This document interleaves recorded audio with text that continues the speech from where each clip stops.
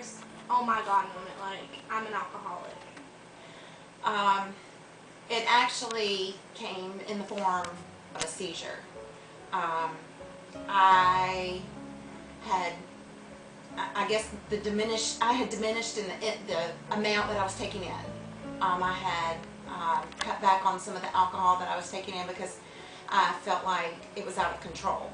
And so I was just having just terrible symptoms like nausea, diarrhea, sweats, cold chills, shakes. I mean, like physical shakes, like you know, you've heard about people who are coming off crack and they have, you know, the DTs or shakes or whatever. I had that with alcohol, and my body had to have alcohol, like you have to have blood and like you have to have air to breathe. My body depended on that substance in my system, alcohol. And when I didn't have enough in my system, I seized. I had a seizure. And my husband just so happened to be at home. He had only been home 10 minutes when the seizure happened. And I aspirated and quit breathing and my heart stopped. And he had to do CPR on me while my kids called 911. And he did CPR until emergency vehicles could get here, and then they took over and they did IVs, and I was in the hospital for 3 days. And that was the moment where I knew I had a problem, and I knew it was alcohol. How did you overcome it? Well, I actually relapsed. I was sober for 75 days, and I just thought that, you know, I could have one drink here, one drink there, and that would be okay. And it's not okay. For an addict, it's something that it's just their brains don't work the same way as a person who is not an addict. Our brains depend on the substance, whatever that substance is. I mean, it could be alcohol, it could be cocaine, it could be marijuana, crack, it doesn't matter. Whatever the substance is, your body depends on it, and so does your brain.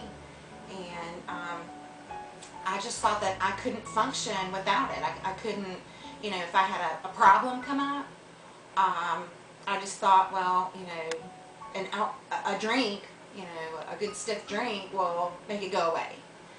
And so I started having a drink here, a drink there, and within a week it turned into, I mean, just 10, 12 drinks a day to 20 drinks a day. And it just morphed into full-blown addiction all over again. And at that point I knew I had to quit. I knew I had to quit. So when I finally realized that it was truly addiction, and that, and you know, accept myself as an addict, I knew that I had to quit. I knew that I had to quit drinking, and I knew that I had to quit forever. Like, I couldn't have just one drink here, one drink there. It had to be forever. So I knew at that point too that I couldn't do it by myself, that I was going to need some help. You know, all this time I had been depending on alcohol to get me through my problems, and I realized that I needed to be depending on God. And so I just went through a transformation, basically, of just reestablishing where I found my strength, and I found my strength in God. He helps me to choose no, and I have to choose no every single day. I've been sober now. I'm just 1 month away from being 2 years, and so that's big. But at the same time, I had to learn that addiction doesn't go away. It's something that I have to live with. And by doing that, I have to choose no. I have to draw strength from God, and I have to persevere. I have to keep moving forward.